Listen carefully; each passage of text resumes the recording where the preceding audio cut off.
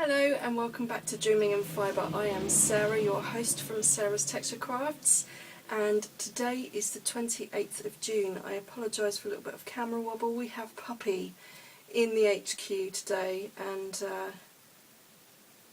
of course she's sniffing around and wobbling everything. You're going to come and sit down, Patch? Come and sit down. Good girl. That's it. Okay, she's off to look for more trouble elsewhere, I think. She might be back and she might make an appearance. She's, of course, wondering why the hell I'm speaking to myself. But what's new? So, welcome to Dreaming in Fibre. I hope everybody had a very wonderful June. It was eventful here.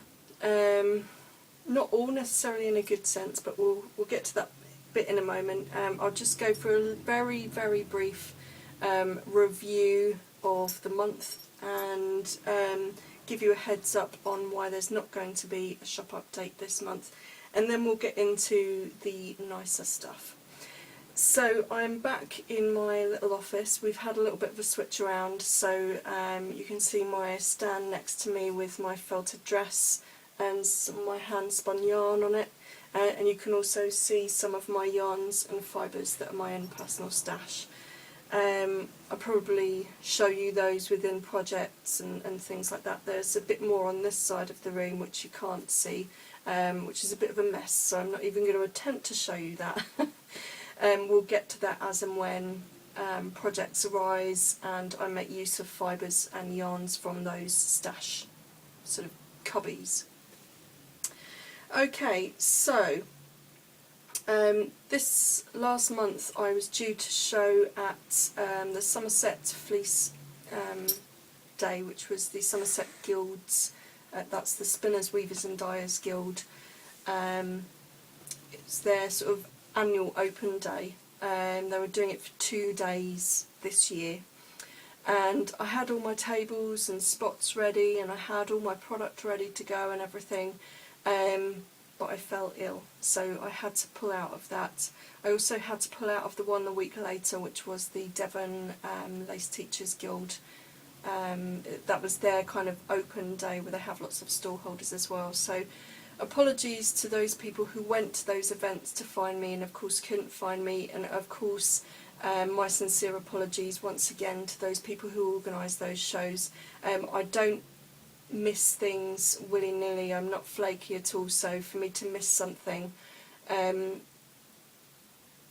was basically told that I couldn't leave the house, I couldn't leave the confines of even my bed or the sofa, so for that reason I had to cancel those shows. So I was upset by that because not only are they a really good opportunity as a fibre supplier to be able to sell, but they're also a nice day out for me. It's a nice day out amongst friends, and it's also an opportunity for me to come across other fibres and things that I might want to personally buy, you know, and learn new techniques as well, because those kind of events, certainly the Weavers, Spinners and Dyers Guild, they always have a sort of general craft area where you can have a go at weaving or have a go at carding or spinning on spindles and wheels and that kind of thing.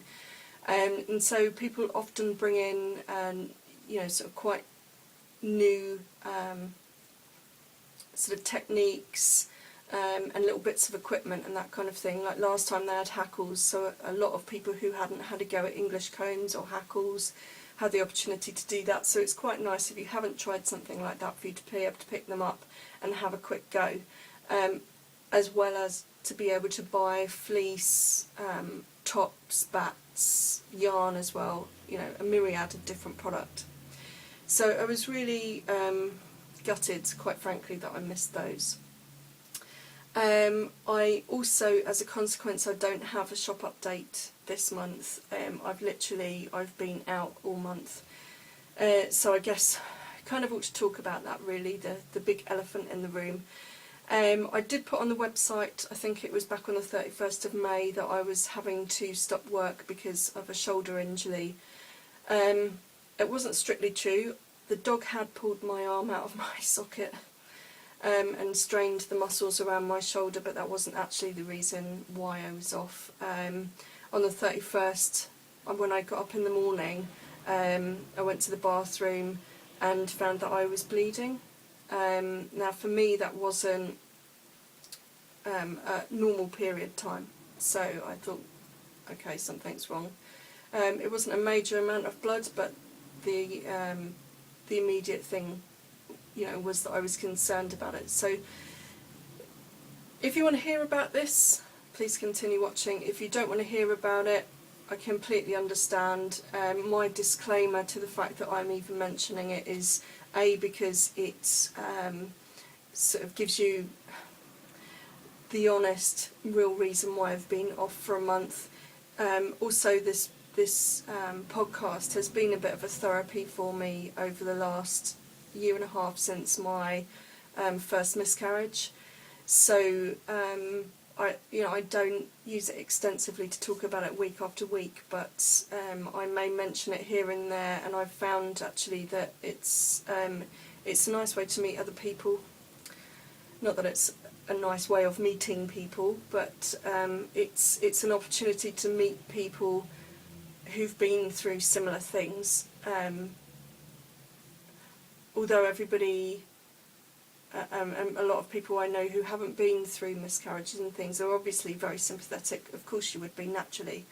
And I'm very grateful for that. Sometimes it's quite nice to find somebody who's been through a very similar experience. And certainly with the fertility treatment and everything that I went through, it was quite nice to be able to talk about it to other people who had been through those same similar experiences and had, advice and tips on how they dealt with it. So that's my disclaimer. So essentially, going back to my story, I took the pregnancy test and found I was pregnant. My immediate concern was, should I be bleeding? Now obviously I do know about implantation, blood and things like that, but I didn't think it wise, particularly after my first miscarriage, to leave it and to not discuss it with my doctor. So I immediately called the doctor. I'm a bit annoyed really with my doctor's reaction. This particular doctor was quite hysterical about it. She obviously said, look, bleeding in early pregnancy can possibly be a bad sign, and if it leads to another miscarriage, you're going to have to accept that that's what it is.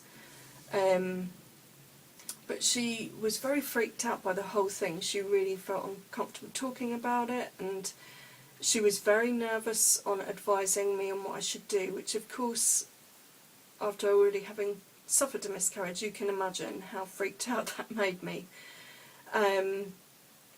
So I left it. I called my other half, I called Darren, and I said, look, I'm pregnant, I'm bleeding. The doctor is like, well, it's 50-50 whether it's a possible miscarriage or not.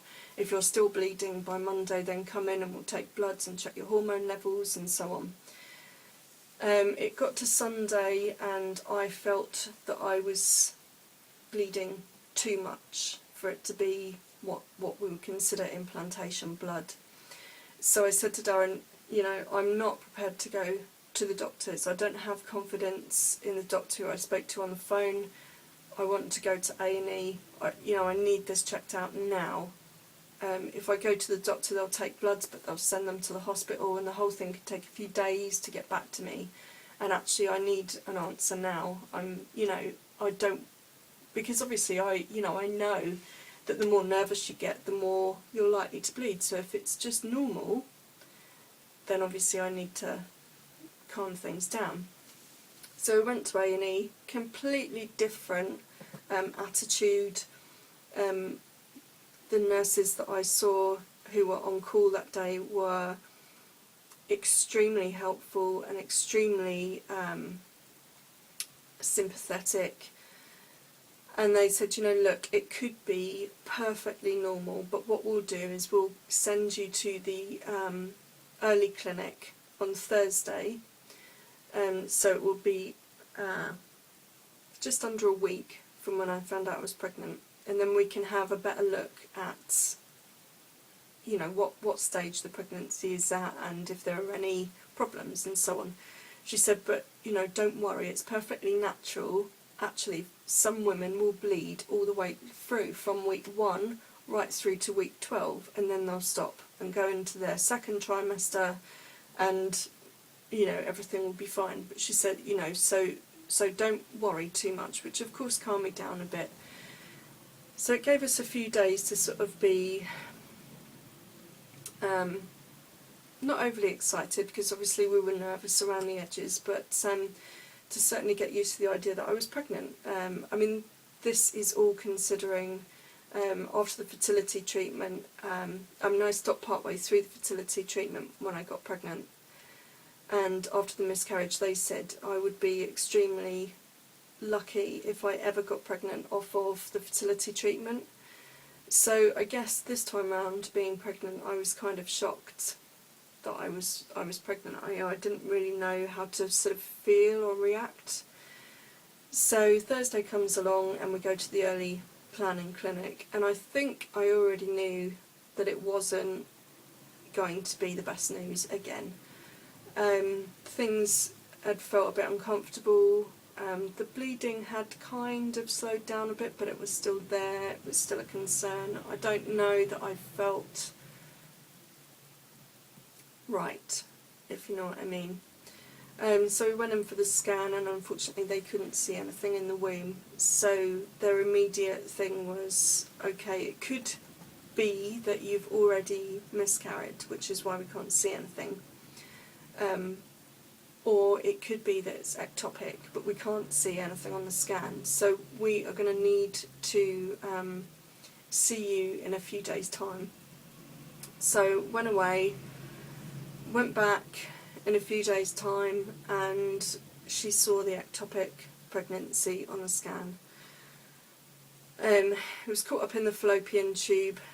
She said, you know, look, I'm sorry, but there's absolutely nothing that we can do. And of course, you know, there's nothing they can do. There is absolutely nothing they can do. So she said the good news is, if there is good news in that situation, that the embryo doesn't seem to be big enough, or certainly isn't big enough that it's causing you any pain, because I wasn't in any physical discomfort on that side of my body. So she said, you won't have to have surgery. What we will do instead is offer you two things. There are, you know, two other options. So I'm going to get the consultant to come and speak to you, so if you can just wait here for a minute. So the consultant comes down, lovely guy. Again, everybody's really sympathetic, holding my hand, you know.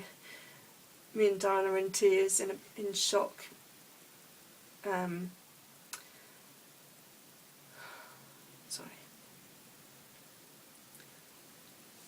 And you know, so we have the conversation again. He looks at everything and he says, you know, it's definitely ectopic. There's not a lot we can do apart from offer you two options.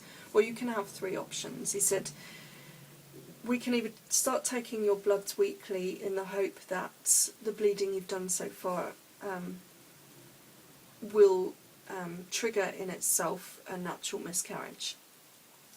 Or we can offer you injections, and these injections will effectively try to dissolve the embryo, so we won't again have to use surgery. Or the final option is surgery, but obviously with surgery there's a chance that you could lose the tube. So you're kind of thinking at that moment in time, you know, I don't even want to attempt to get pregnant again at this moment in time. So, you know, am I bothered if I lose a tube? But you have to kind of think long term. So I went for the injection option, which meant that, you know, all being well, that I could save the tube and everything would pass as in a much easier way than it might otherwise do. Because obviously surgery is quite invasive and has several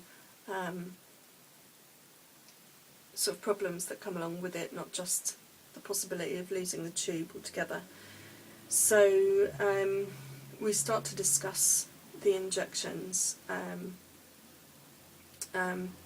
Basically, I ended up going for the injections, and so I had to go in, I think it was the next day or the day after, because they have to take your bloods again, because they have to check the hormone levels, and they have to have a starting point for the hormone levels. What the injections do is it's a chemotherapy-based injection. It's a mild form of chemotherapy. What it does is it essentially attacks the embryo as if it were a tumour. So it acts to stop the embryo from cell dividing any further, which is what it would do to a tumour. It would try to stop cell division first, and then afterwards it would try to dissolve that body in, that mass of cells, whether it be embryo or tumour or whatever. There are side effects to that, and obviously there's a period afterwards where you cannot lift things, you cannot do anything that might cause discomfort to that area. So I had the injections. I have to say I take my cap off to anybody who's been through chemotherapy. I mean, obviously what I had was a very mild form of it. I hope, I'm touching wood, I'm crossing fingers, I'm praying that I never have to take that drug again. It was horrible, to say the least. And anyone who has to persevere with higher doses of that and on regular intervals as well, I don't know how you do it. I just don't know how you do it. Because of the intensity of the chemotherapy and what it's doing, it means that I now, for the next 3 months, and basically I'm on, I forget what they call it. It's, I think I'm on open ward, so it means that any time I feel any pain or I'm too ill to stand or to talk even, then I must go into hospital immediately, and then I have to carry out surgery immediately because the drugs act so strongly in that area, and what it's doing is something quite intensive, if you like. It means that my whole womb and the tubes and the ovaries and everything are very susceptible to any strain or pressure on them, and they could rupture. So I'm not allowed to dye any wool, wash or dye any fleece. I'm not allowed to lift anything heavy. I'm not allowed to do any spinning. I'm only allowed to work half days at the moment, and I have to go in now weekly for blood tests. And what the blood test is, they check the hormone levels, and the idea is that they go from whatever level they are and they gradually decrease and decrease and decrease. Over the last week or so, my hormone levels have halved, so I've had this massive drop, which in itself is quite a physical process and an emotional process as well. Not only is it a sign that I am actually now miscarrying, so the injections effectively create a forced miscarriage again, but it means that I'm left feeling extremely lethargic. I mean, you can probably see I'm so tired, I couldn't tell you.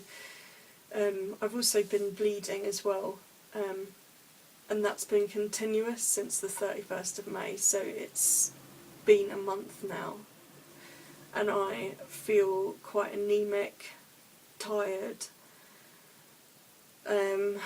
emotional, obviously. Still sort of in a bit of a state of shock. And there are some days I don't even really know what my name is. You know, it's just kind of, you're in that weird state of, I don't even know what to say to you. You know, I don't even know what to say.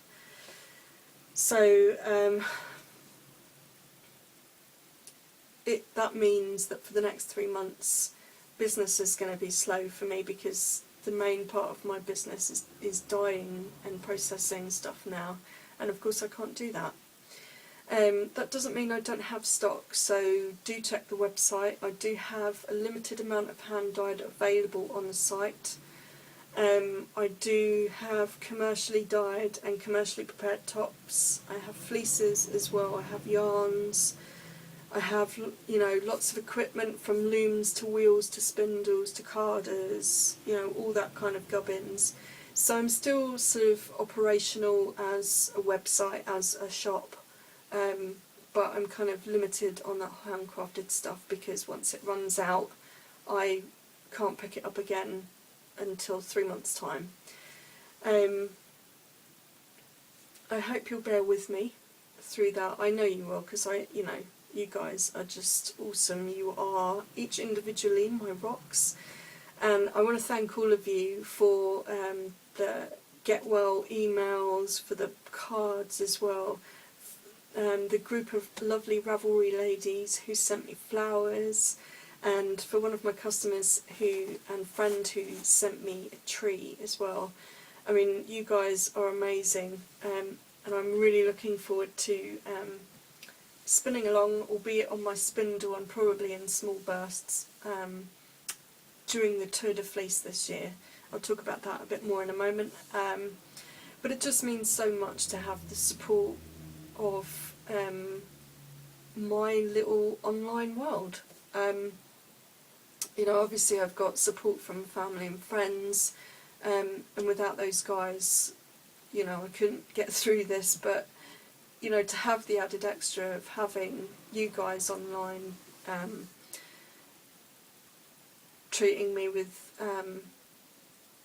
you know, such love, really, is just awesome, and I can't thank you enough for that. I really can't thank you enough for that. You know, I'd love to sort of meet you all and hug you all individually. I think, you know, maybe we should arrange that one day. You know, I should say, right, I'm going to be at such and such a show, come for a podcast to meet up and hug out. I think we need a hug out, guys. I need a hug out. So yeah, this month has been testing, to say the least. Darren's been great. He's been with me 110%, you know, all the way through it. And I know, you know, he's still got to go through his own stuff emotionally as well. So to have to deal with my physical stuff and my emotional stuff is just awesome, that I found a guy that, you know, is prepared to do all of that and do things like the washing, the cooking. I haven't quite gotten trained to do the bathroom, but, you know, I can't complain. He does everything else. He's awesome, and I think, you know, if there are bats and things that I can't physically get out, then I know that he's going to do those for me, and what more can you ask? It takes time out of his own day to help me with my work. Awesome. You know, and special thanks to, you know, obviously my mum and my family as well, because they've been extra supportive, and lots of phone calls and hugs and, you know, all that good stuff. So anyway, enough about that. We're gonna, it's up from here, I promise, guys. So what is next? Because I'm a bit all over the place, you're going to have to bear with me. I've got my notes down here and my projects and things to talk about around me, plus Sleepy Poppy on the floor. So it's going to be a bit of a process today, alright? So bear with me. Okay, so we did the review. Shop update, as I said, there's not going to be a shop update. The one thing to say about new arrivals and things on the website is that I have changed the category on the home page that says recent shop update to new arrivals or just in or something, and I've put that to the top of that category list so that when you come onto the site you can quickly click that tab and see what's new in. At the moment you'll be able to see what was in from the last shop update. In the next few days I'm going to sort of fiddle around with that and play with that so that everything that's new in will be sort of refreshed on that page. As I say, there's not a shop update this month, so there's really not going to be much on that page. But what there will be is I'm starting to pick up the phone and talk to farmers again, and try and find, if they still have fleece left, because obviously I know some of them sheared the sheep probably beginning of June, so not all of them have kept the fleece for me. Some of them have shipped it off straight to the wool board. Is what it is. My regular farmers who I deal with year on year have, for the most part, kept fleeces back for me because they know what I'm looking for and they know that I would be looking to buy the moment I'm back to work anyway. So I'm going to start to pick those up this weekend. I'm going to pick up some Swarbles, some Mank Lockton, possibly some Texel Mule Cross, which I haven't seen yet, so I don't know whether that will hit the site in raw fleece form or whether I will have that processed into straight from the farm tops, which I will obviously talk about when that comes back into stock. Hoping to get hold of the Wensleydale farmers so that there might be some Wensleydale, because I know there are quite a few of you who are waiting for the Teeswater to come in. Because the Teeswater isn't shorn until beginning of July really, the chances of me having that in the next week or couple of weeks is probably quite slim. So if I can have some Wensleydale, which is the best alternative if you like, then I will put that up on the website so you can start purchasing and crafting with that. Also wanted to talk about a bit of a change to the podcast in the future. This is going to be more of my sort of monthly newsletter. That doesn't mean it's going to replace my monthly newsletter. So if you are a member of my monthly newsletter, which you can sign up to on sarastexturecrafts.com, please keep signed up to that newsletter, because that's where you'll get your exclusive offers, your special discounts and things like that that nobody else will get. So that's a special little club. I will feature this podcast within that newsletter, and that will kind of, this podcast will take place of a lot of the content that I handwrite within the newsletter. That frees me up to spend more time doing other stuff, manufacturing, when I can get back to it, and hopefully makes that whole process of podcast and newsletter writing and all of that kind of stuff much quicker process. And hopefully it means that this podcast will be much more of a collective sort of viewing of what Sara's Texture Crafts is doing behind the scenes, because that's what this podcast is about. It's very difficult when you work on your own to be able to make sure that things sort of flow into each other easily. So you can sometimes get to a point where you're doing the podcast, you're writing a blog, you're on Twitter or on Facebook, you're hanging out on Ravelry when you can, you're writing a newsletter, and then you're doing the website, and all of these things kind of act very sort of separate from one another. And what I really want to do and what I really need to do is to bring them together, so that if you don't want to be in all of those places at once, or you just want one place where you can get a general update of what's happened during the month, this is going to be it. So I'm going to show you, I'm going to talk to you about events, about my how to make site, which is called Learning About Wool. I do reviews, little how to make videos, that kind of thing, tutorials, guides, tips.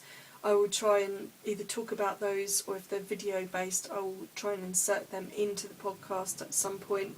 You'll still get the behind the scenes, behind shows, the little outtakes from events and things that I've done. I also wanted to show you, probably pictorially, pictures of customers' work as well. All of these things will probably be posted separately, but if I can, sort of get them all together in one place, if you go to the show notes for this podcast, which is dreaminginfibre.blogspot.com, then you'll be able to find all of that information and those links, so you can find the little bits that you want to see and look at in more detail quite quickly and easily. So I guess the next thing to talk about is events. July. What have we got? Well, July the 13th I shall be in Exeter at America Hall, which is in Pinhoe. That is for the Weavers, Spinners and Dyers Devon Guild's Fleece Day. That's a one-day event. I think it's 10 till 4, might be 10 till 3. Can't remember off the top of my head how much it is to get in, but that's really kind of a meet and greet, not only for the people who are the members of that guild, but for the general public too. So if you want to go and see what the guild is all about and what they do, then you can do that. You can also find stall holders like myself there, so if you want to pick up, hand-dyed tops, or you want to pick up fleece, or you want to pick up bats or yarn or so on, then there are going to be lots of people there. I won't have a huge amount of hand-dyed, obviously, because I can't produce that at the moment, but I will certainly have other stuff, so you'll be able to find more of my merino and silk blends that I get made on the commercial blending machines. Some of my straight from the farm tops I have. I'm not sure if I have any Wensleydale left. I might have a couple of bunts of black Wensleydale tops left. But I definitely do have some Ryland left, so you can see that, come and feel that. They are really great examples of the breed in top form. The thing about the straight from the farm tops, which I probably mentioned previously on earlier podcasts, is that they are super fine quality. And that's because I go and hand pick the fleeces that I want to be produced into tops, rather than going to the wool board, buying a bunch of, say, Wensleydale black and shipping it off to a mill to get it processed for me. So I have picked what I consider to be the highest offerings from those farms and had those made into tops. So you're getting a much higher, finer quality of those breeds. So certainly if you come across things like the Ryland, for example, I have in stock, you'll be pleasantly surprised at actually how finer quality it is, but also how soft it is as well, because I know that one of the things, certainly with Rylands, and also with Massam actually, is that if you buy a commercially prepared top, they can be quite crunchy and quite coarse. If you hand pick the right fleeces and get those processed into tops, or process them into tops yourselves, you will get a completely different experience, a completely softer and finer experience, which will make spinning those new breeds much more enjoyable. They are also on the website, so if you want to grab them before I get to the show, please do. They are there, first come, first served. Where will I be after that? I will be, at the end of the month, I will be in Bedford as well. I think that's the 27th or 27th and 28th. It's the weekend anyway. I will be at Fibre East. That's a much bigger event. So if you've been to events in the UK like Woolfest or Wonderwool Wales, or even Fibrefest when that was on back along, this is the Bedford version of those shows. It's a lovely show. I did it the first year, then couldn't do it last year, but I'm back again this year with a vengeance. I have a bigger spot. I'd hoped to have some hand-dyed. Unfortunately, I don't think I'm going to have hand-dyed there. I might have a smattering, depending on what is left from the website. but I plan to have a lot of bats and things like that to make up for it. So there will be some nice unique stuff for you to come and grab. There will be lots of colour and lots of things to get you excited. So do come and see me there. If you've never been to the show before, please do consider giving it a visit. It's a really nice show. It's there will be lots of people there, lots of unique indie dyers and handcrafters like myself, as well as a couple of the sort of bigger companies. So there's a lot of choice there, and a lot of skills to sort of pick up, because I'm sure a lot of people will be doing demoing on their stands. I certainly will have a spindle or some knitting with me, so come and check those out. I think that's it for events. I'm doing a little workshop at the local Women's Institute on the 18th of July. That's an evening event, but that's a closed event just for that group. I'm going to be demonstrating needle felting, so I've got to get my thinking cap on and come up with a nice little plan for that. I think there are probably a number of things that I could do. In fact, I've just come up with an idea in my head now. Yeah, that'd be good. So I've got that one to do, and that's kind of it until August. I will link to my events page on the show notes for this at dreamingandfibre.blogspot.com, or you can find them at sarastexturecrafts.com. Please do come and check me out.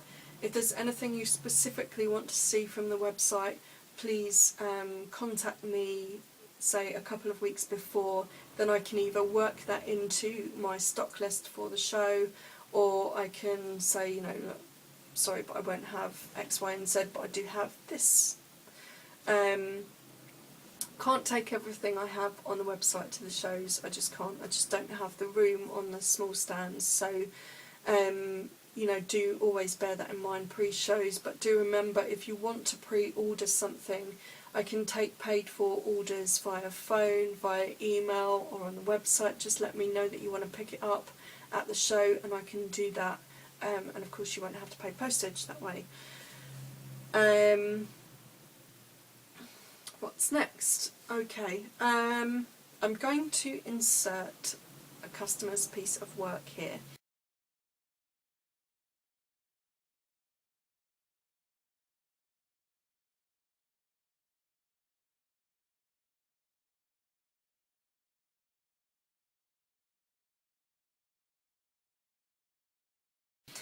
This is a yarn that was spun, it's a crepe yarn, spun out of my Blueface Leicester in colour tourmaline.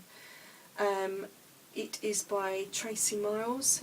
She is the maker and owner of a company that produces great Georgian wheels, so I'll link to that in the show notes as well.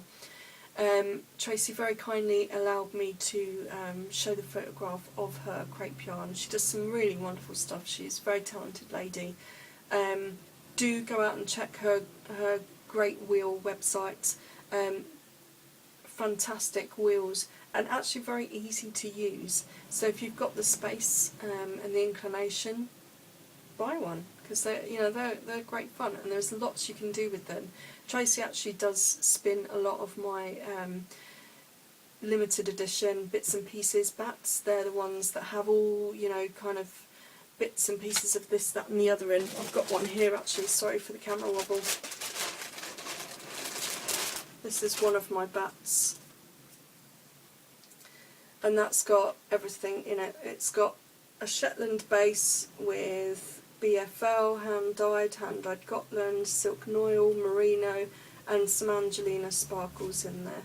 So she often spins things like that on her great wheel, which is quite nice to see. I thought you would have to be a bit more sort of technical and old school about what you spun on it, but really you can be as arty as you like. So that was quite interesting to me.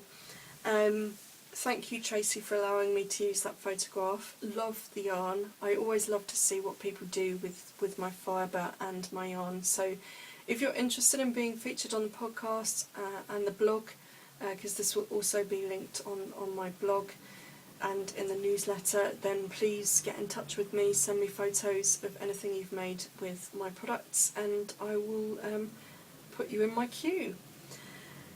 The next thing I was going to talk about was some book reviews.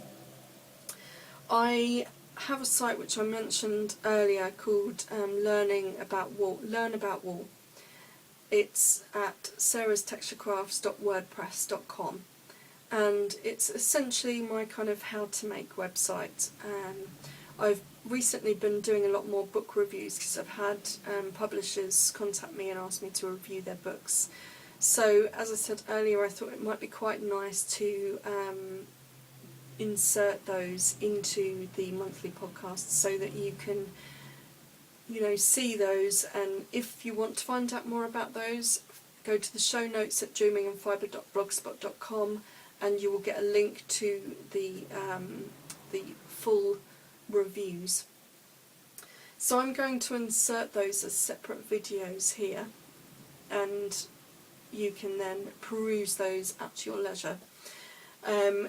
Don't go anywhere though, because after that, if you want to skip ahead, I don't mind, but after that I'm going to just go through a bit of my own personal knitting, because I've been doing a little bit. That's about the only thing I've been able to do since I've been off, so I thought I would share that with you and start fitting a little bit more of that kind of content back into the podcast too. So I'm just going to leave you for a little bit, do those reviews, and I'll see you back here in a second. Okay, cheers.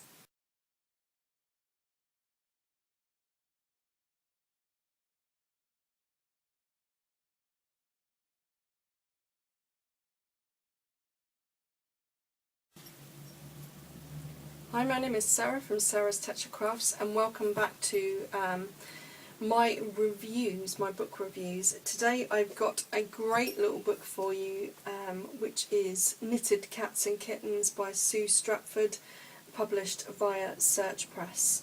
Quick disclaimer, this book was donated to me for the purposes of review, so I was in no way monetarily compensated for the review I'm about to give you.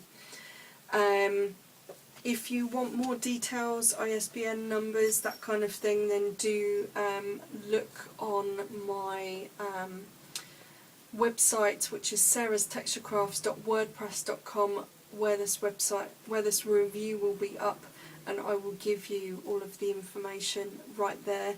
I can tell you in the UK it's $9.99, and in US and Canada it's $17.95. First impressions, really nice quality, solid quality book. Great subject matter. Who doesn't want to knit cute little cats and kittens, right? Some really well presented artworks. And the other thing I like about this, and you'll find a lot of people actually do say that they like this, is a really nice index page which has pictures on it, so that you can pictorially see very quickly what projects are available in the book. There's quite a nice array of very easy knits to some that are quite complicated by comparison.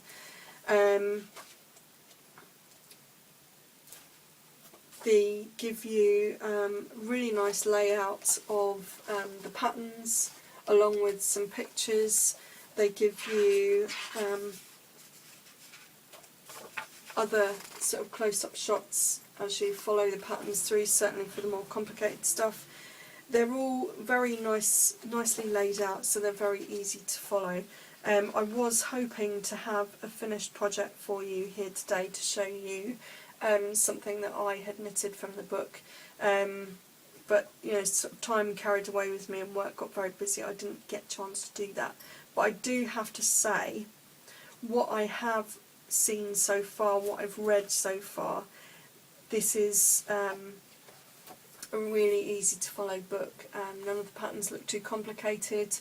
the layout really helps as well, and lots of ideas for sort of extension of your projects. So for example, this is one of the more complicated patterns. You've got the cat here, but you've also got patterns for all of the extra garments. So if you have a kid who would love, to play dress-ups, then you can knit them a little cat and all the accessories to go with, which is a great little thing to do. Or you can go the other route. If I find something more simple, and you have something like that to do, which is a much more simple knit process. So something for all levels of knitter, and lots of different yarns in use as well, and also different concepts of makeup as well. So for example, this is using novelty eyelash yarn, and then you've got a sort of a flat cut and sew layout, makeup rather.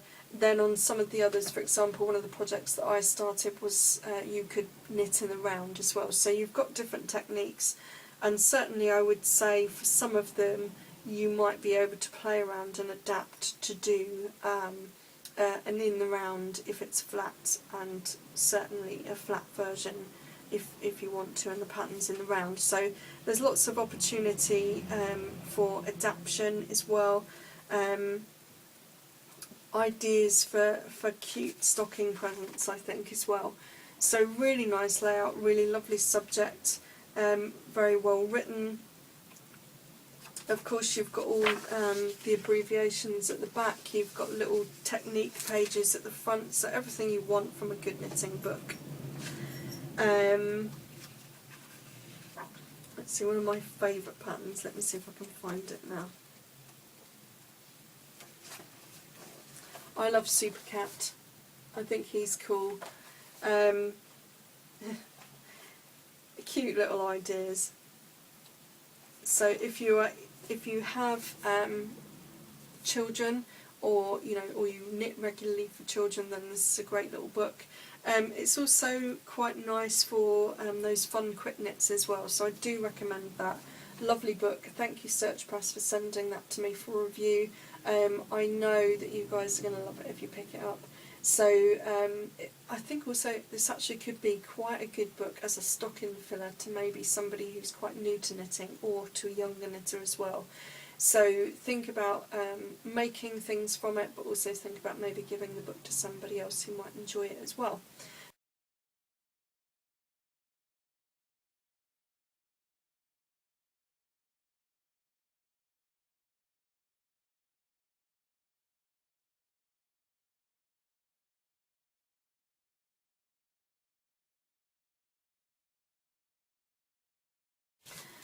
Hello, I am Sarah from Sarah's Texture Crafts, and welcome to another product review.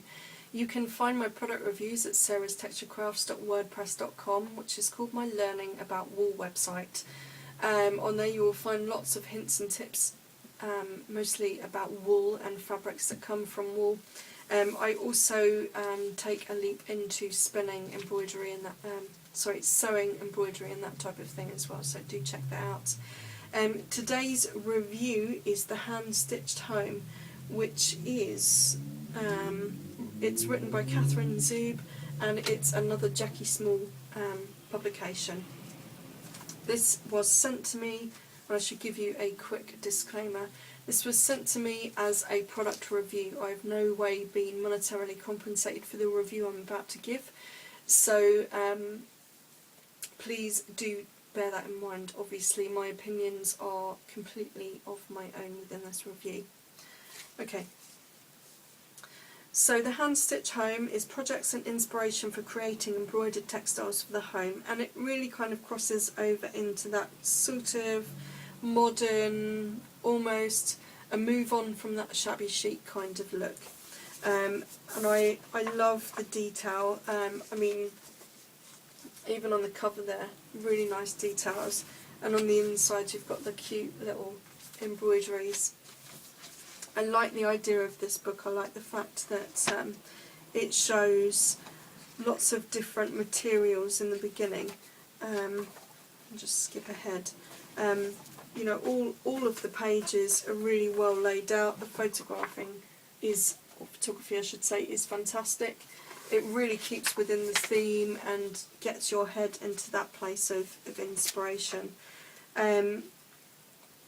It's quite nice as well because the idea behind this book, I mean, although it looks, you know, certainly from the layout on the front, it looks like it's very carefully considered.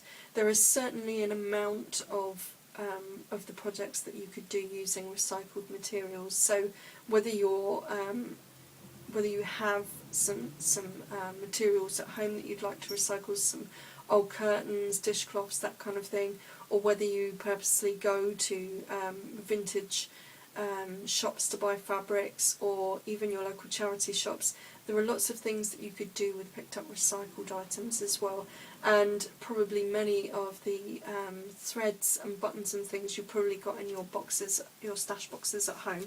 So really nice little book to sort of refer to make use of all those odd bits and pieces that you've got lying around. It does talk you through tools and things they like you to use within the book. Again, pretty standard really, so there's nothing that you really need to sort of go out and rush out and buy. The thing I do like is that they take inspiration from different sort of things that you could easily find around you. So for example, if you're not in the countryside, the first section is inspired by the countryside or things that exist in the countryside. But remember, you know, if you go to your local florist, you could buy a few blooms of something nice and seasonal, and you could easily transport those ideas into projects similar that you see within the first chapter of the book. So it's really nice that they do make use of the things around you, and that also that they give you the ideas of how to do that, because then you can look at what's around you and decorate your home or add those additions to your home that, you know, kind of makes you feel like you're a part of your environment, if you see what I mean. Again, they're also, you know, as I say, they're very good with the layouts and the photography, and it's really nice that you get these little inspirational shots of how they've put the materials together before they've got to the finished piece. That's quite nice. I always like those little photographs, those little colour shots, because it gives you, you know, I mean, you could also, if you really think about it, you could take a room that you want to decorate. You could come up with maybe a few embroidery pieces or applique pieces and things that you hand. So you could even crochet or whatever, but you could do it in very specific colours. And then of course you could use those yarn scraps or fabric scraps or thread scraps and take those to the paint shop, so that you choose something that's neutral and sits behind those colours that really stand out. And of course you can then take that to, you know, if you need to buy a new sofa or get your sofa covered, you can take that and you know, sort of try and match it as best you can to upholstery. So you can use books like this to really think about decorating rooms as a whole, not just adding additions into the room. So I really do like that idea. They show you lots of different techniques as well, so you never feel like you're, you know, this is great inspiration, but I'm stumped at where to start really, because they give you that information in there, which is fantastic. And lots of cool ideas as well, so different things. So it's not just about creating a wall hanging. You know, what about fabulous bookends? You know, which is a really nice idea because you don't think about it, but these are all things that sit in your room that could be really nice and decorative. So there are lots of different ideas. There are lots of other ways as well of adding details to things that you put into your room. So rather than just embroidering onto linens and things, you could print onto them using stamps that you can pick up, and these stamps you can pick up in most craft shops now, or you could pick them up at craft shows. You can certainly pick them up online. They're just Indian printing blocks. So you grab a couple of them and grab some nice fabric paints, maybe some Dylon fabric paints, something like that, and you can, you know, start printing away. And you can find all of that easily online if you don't have a local shop where you can pick them up. Again, there are other ways you can print, so don't forget, if you don't want to buy those Indian blocks and you want to design your own print, you could either use lino to etch and use as printing, or you can use potatoes as well. As long as you wait for your fabric paint to dry and then put it into the wash, so you're releasing any potato starch that might be on your linens, that shouldn't really affect the finished look of your product. So that's, again, another cheaper alternative way to print onto fabrics.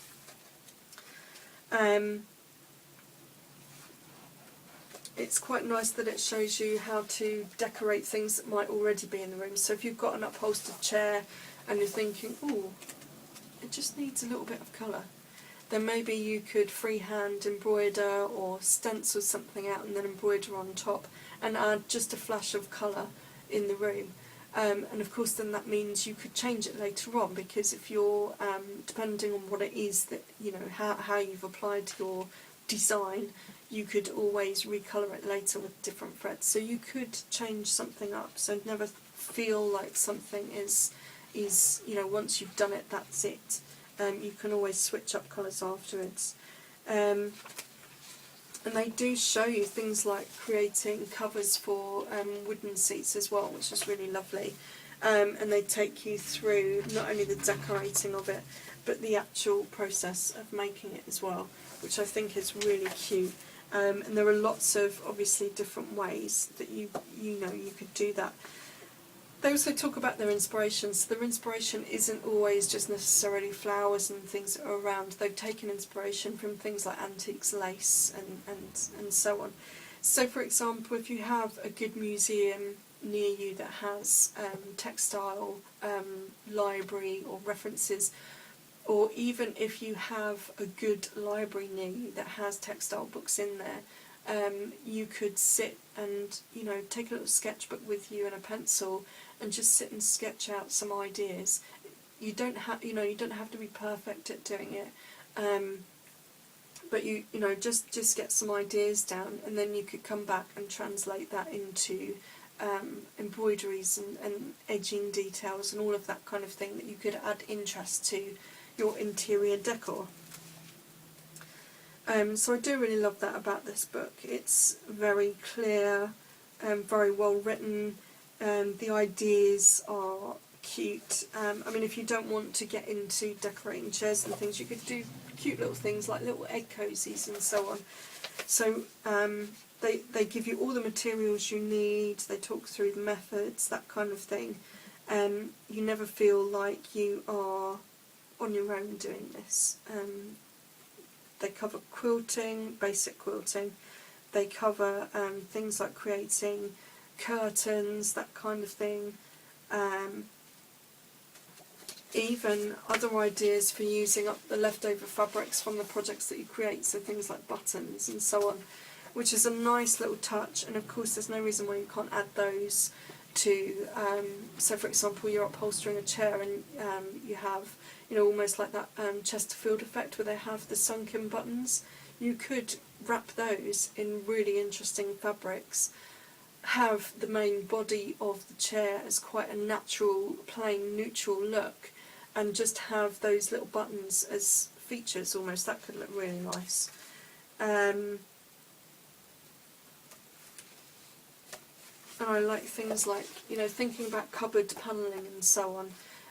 If you've got something that, you know, just needs a new lease of life, then you can do things like that, and of course you can come back and change it at a later date. So if you get tired of looking at that particular embroidery piece, you can always, you know, be working on something behind the scenes so that you can kind of swap it around. You know, why not do that? So you could even have one You could do seasonal panels if you like, so you could have one that you put up for spring, for summer, autumn, and then you could have one you put up especially for Christmas. That could be quite nice. And you could go as mad as you like because, you know, they're replaceable panels. Of course these are just my ideas, but these are the inspiration that I'm getting from this book. So I really do recommend it if you are in any way inclined at having a go at embroidering and you know, any sort of sewing, needlecraft, that kind of thing to sort of decorate your home. Then this is a great new book to look out for. It's called The Hand Stitched Home and it's by Caroline Zoob. You can find details of this on the review, which is on sarastexturecrafts.wordpress.com. You can also contact me if you've got any queries and questions. Let me see, I'm not sure I see a price. Oh yes, the book is £20. Actually, I think for a hardback book that's not badly priced these days. So that's that book review for you. I hope you've enjoyed it. I hope you will give the book a go. Check it out. Okay, so I will see you again for another review shortly. I have some more books and things for you and some products as well. So I will see you soon. Cheers.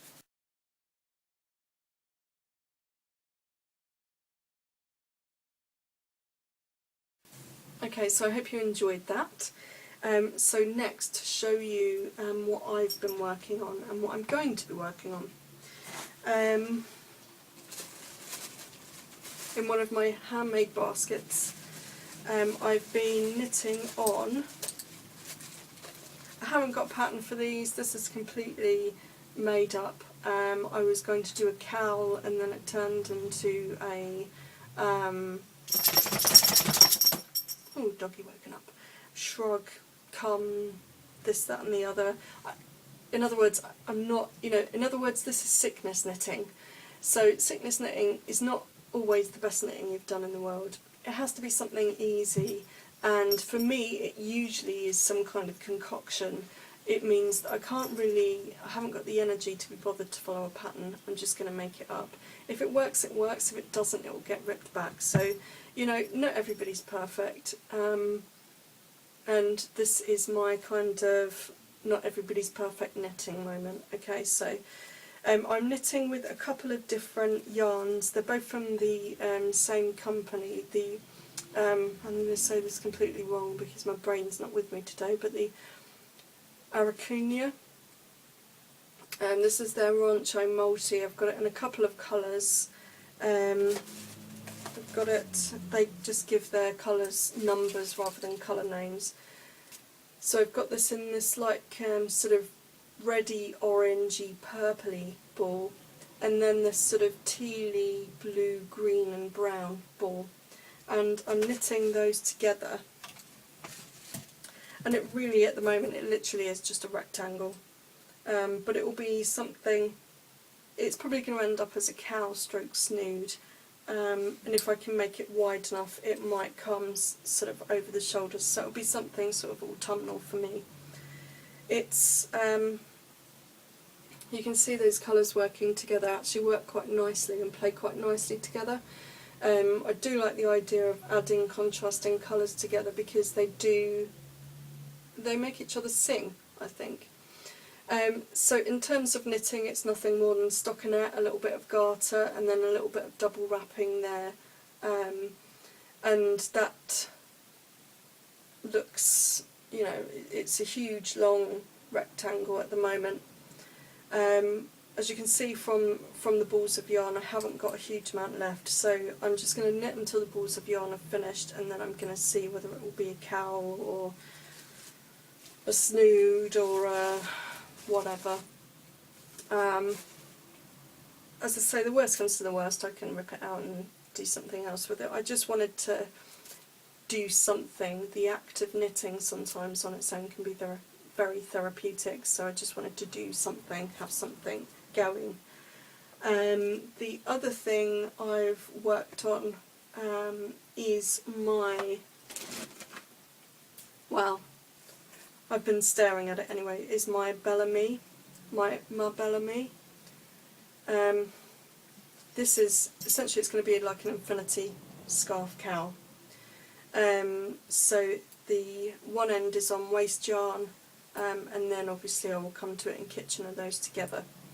But you will notice, and if you've been following me on the blog and on Instagram, you'll notice that this happened, I think probably mid-May, beginning of May. Can you see that? Can you see me? Guess who got hold of that? Doggy.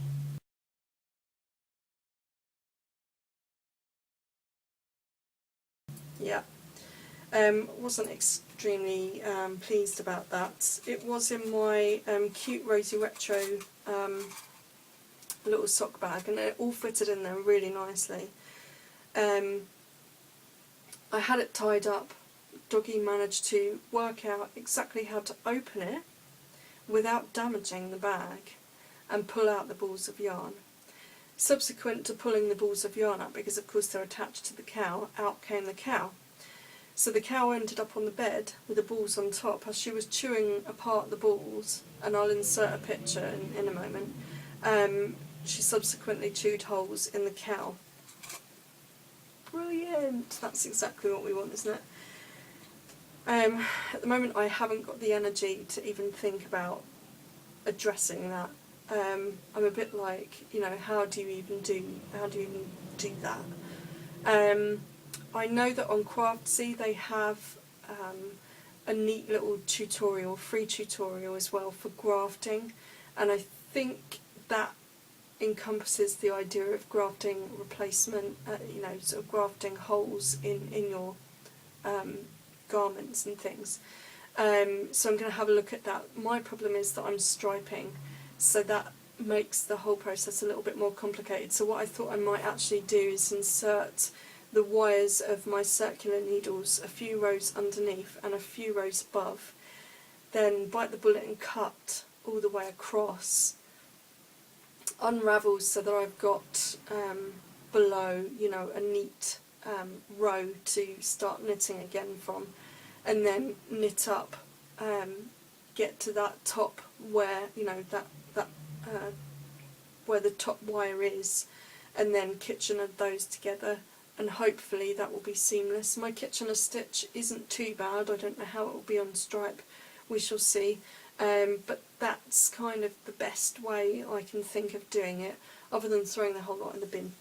I have had lots of help on Facebook actually, and on Instagram, where people said, you know, if you really haven't got the energy or the temperament to graft it together, then you know, think about maybe crocheting flowers or something, and literally sewing the edges up. And of course, yeah, I could do all of that. I'm not the greatest crocheter in the world, so I might have to ask for a little bit of help from my mum for crocheting that. But I think what I'd really like to do is get the finished product that I originally wanted, which was that nice stripy infinity scarf. But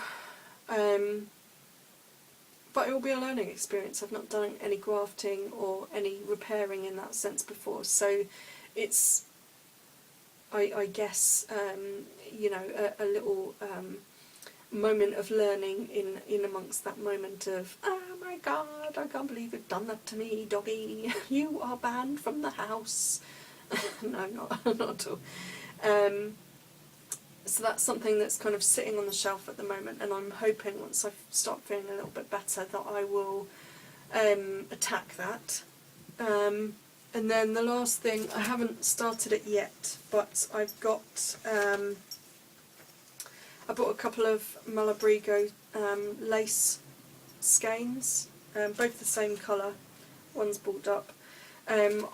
This is going to be a Christmas present for my mum, so Mum, you better not be watching this. Not entirely sure what I'm going to knit yet. I do have a pattern idea. I think it's called Fly Away. It's essentially looks like quite a simple knit, so it would just be a case of cracking on with that. At the moment my head isn't quite in the space for lace work, but we shall see. It's going to be a Christmas present and it's June, so you know, I've got plenty of time to tackle that one. The last thing is Tour de Fleece. I'm just going to cut off for a moment because I'm a bit worried about the battery on the phone.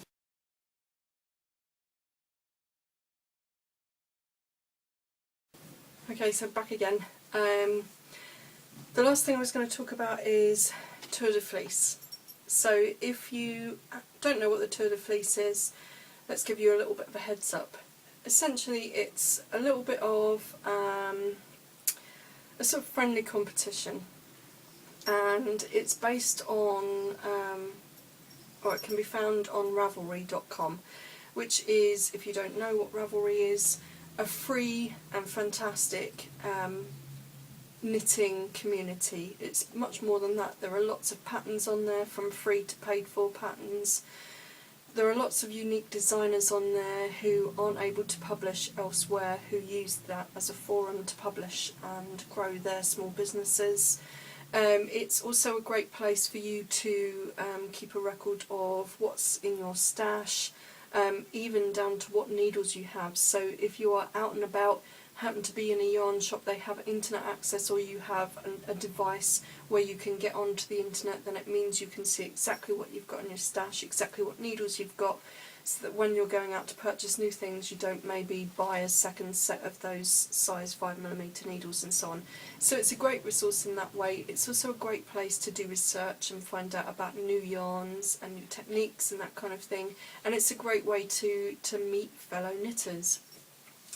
So on there, I'm not sure what year it is, I know it's been going for a few years now, they decided to, a group of people decided to form a small competition group called the Tour de Fleece. The idea behind it is that it runs at the same time as the Tour de France, which is a cycling event due to start tomorrow. Each day on the Tour de France, the cyclists ride a certain amount of kilometres, which they call stages, and they do time trials and things like that, and you know, they eventually, come the end of it, somebody wins with the yellow jersey, and there are several other jerseys like the mountain rider, the, you know, this, that and the other.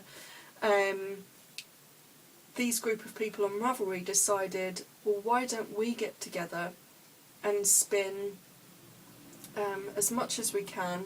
So for every day that the riders ride their bikes in the Tour de France, we will be out at our wheels spinning for the Tour de Fleece, and we can watch the Tour de France as we're going along, but maybe we can tackle that fleece we've got, spin enough yarn for a jumper, and so on. And it's got to the point now where it's become a pretty big deal in the sort of social spinning community, and lots of people take part. There are lots of different prizes. You can be on different teams, you can enter groups that want to spin to make sweaters, you can enter groups who are learning to spin and using the Tour de France, or the Tour de Fleece rather, as a sort of intensive way to learn to get to grips with their spindle or their new wheel. You know, you can learn to do art yarns, you can do anything you want. The idea is that each group you join has a particular challenge that you agree to. Moreover, the competition side of it, it's really an excuse for you to set aside an amount of time over that period, which is, I think it's just over a month, where you can, or just under a month, where you can just have time sitting down at your wheel or with your spindle and just spin for fun, and maybe do something that challenges yourself by, you know, I don't know, maybe you want to try a new breed of fibre or something. Last year I had an official Tour de Fleece group. I was under one of the wildcard teams, and it was a group called Sara's Texture Crafts, and we had set rules and whatnot, and to be honest, it all felt like it got a little bit overly complicated. I don't have all the time in the world to be able to spin because I'm busy during the day with work, as many of you are, and for those of you who maybe have a little bit more time on your hands, I don't know, maybe you're retired, or, you know, or I don't know, maybe you're a teacher and your end of year is coming up and you have a bit more time on your free time on your hands to be able to set aside to spin. You don't always necessarily want the confines of rules and regulations. This should be fun, it should be exciting. So what I've done this year is I'm just having an informal team on my own Ravelry group, which is Sarah's Texture Crafts. It's free to join in. There are prizes. I'm just going to pick those winners at random. There are 3 prizes. The first prize is 100 grams of natural fleece of your choice from what stock I have at the end of the Sal Cow. Rosie Retro has given us some lovely stitch markers to give away as a prize, and Pia, who is Trodal Fodder on, I think that's how you pronounce it, on Ravelry, has given us some lovely carded fibre as well that she will give away. So there are prizes. You don't have to do anything fantastic to get them. All I'm asking is that you come and join us, have a bit of a spin along. Then once the Tour de Fleece is finished, we're going to do a knit along afterwards, and the idea is that we will knit something from what we've spun. I want to use it not only as a way just for us to have fun, and certainly for me at the moment, I just want to have some fun and chat with friends. I don't want anything intense. But I think also it will be a nice way of getting into the habit of going, right, okay, I've got this gorgeous fibre in, I'm going to sit, I'm going to spin with it, I'm going to knit with it. Because quite often what we do, and I'm certainly, I certainly fall foul of this, is I will have things in my stash for a while. I'll look at them and I'll pick them up one day and spin them and just enjoy the act of spinning. And then they get to here where I, I'll have them in the yarn, but I then don't really get too much further with the whole knitting up malarkey. Of course, I have knitted up some of my hand spun, but I really should be more proactive in knitting up from my hand spun. So if you want to join in, just for the sheer fun of it, please do. Of course, you're not confined to it being a knitted project in the end. You can crochet, you can weave, you can do whatever you like with your yarn. All I want to see at the end, for you to be able to enter to win the prize, to win one of the prizes, is a finished something that you've taken time over. What are you doing down there?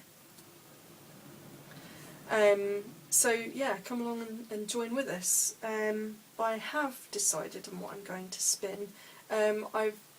As I said, I'm only confined to my spindle at the moment, which is a bit of a pain because obviously I would get much more done and much higher quantity on my wheel, but I'm not allowed to treadle at the moment. So anyway, I've been rather over ambitious, and I have this is my fleece basket. I have my spindle. I've chosen the spindle that I want to use. This is quite a nice lightweight one. This is one of the Ashford ones that I sell. You can buy this singularly or as part of the spindle set, which I do, which has a nice little display stand.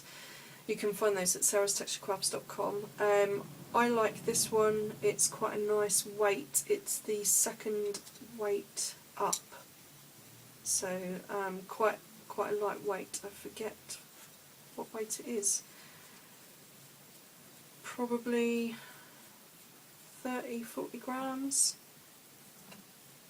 Certainly not 50, something like that. I'll weigh it one day anyway. Poor brain doesn't work today. But this is my basket full of fluff. Yes, these are all of my samplers. So these are on lots of different bases, so lots of different textures and obviously different colourways. These are just small lengths that I have left over from my bags of kilos of this and kilos of that. And so I end up with lots of little sort of odd bits and pieces which aren't quite big enough to sell as they are, or to dye up and sell in 100-gram bumps. So what I do is I save them, put them aside for when I need to design new colourways for my Fibre Club. Get them out, and then, can you please not wobble the camera? Patch, come sit down. Sniffing my yarn. What can you smell? Is that alpaca? Or is that the whistle? Can you smell that? The whistle? Good cow. Sit down. I'll get you a biscuit in a minute. You've been very good. Yes, you. So these are the little samplers from that. These are often the colours that I've sort of discarded or decided not to use. They may appear at some point soon in future Fibre Clubs. They might not do. It depends really on how they sort of spin up. So this is my opportunity to test that out. So I've got loads of little bumps and one little spindle. I'm not sure yet whether I will 2-ply these, fractal spin them, spin one against another, or, you know, I mean, like that could be quite cool to spin those together maybe. Or I might choose to spin that against, say, some black Wensleydale or something like that. I just want to get back on the spindle and do some spinning really and have a bit of fun, so that's what I've got planned for the Tour de Fleece. I know certainly, I think we've got about 15, maybe 16 of us all together at the moment. Of course, you know, you're still welcome to join if you see this in good time to sort of compete on you know, within the dates of the competition. I know that some people are contemplating spinning sweater quantities, some people are just planning, you know, just starting with one braid and going from there. You know what? All I want to do is just have some fun, and that's really the key to this. So if you just want to grab a 30-gram bat and spin that and knit something with that, fine. I'm really not bothered. Or you can go the whole hog and spin for a blanket. That would be cool. It's just about having fun rather than sort of competing with each other, so the prizes won't be given on the quantity that you spin, certainly. So if you are around on Ravelry, do give that a thought. There you can also feel free to post pictures of finished work, spinning, felt making, that kind of thing on my Facebook page, which is Sara's Texture Crafts, and that's a business page, so it's quite nice to see what people do, and you know, and feel that, you know, you have a community space on that page too. I think that's pretty much it for today. I don't think I've got anything else left. I was going to go through some purchases with you, but to be honest, I can leave those for another day. If I'm going to insert the book reviews and things like that here, then it's probably best that I leave it at that for today, otherwise it's going to be quite a long show. I don't want to keep you too long. So I guess the main thing to say is I really hope you have a fantastic July in whatever you do. Hopefully the weather will be a bit brighter than it has been today. We have had some really good weather here in June down in Devon, so I'm hoping that will continue July and August, certainly. If you are around at any of those events that I will be attending, then please come and say hi. It'll always be nice to see you. And if you need anything at all, you can find me at sarastexturecrafts.com. Just give me a shout, come and say hi. Okay, so I will see you soon. Cheers for now.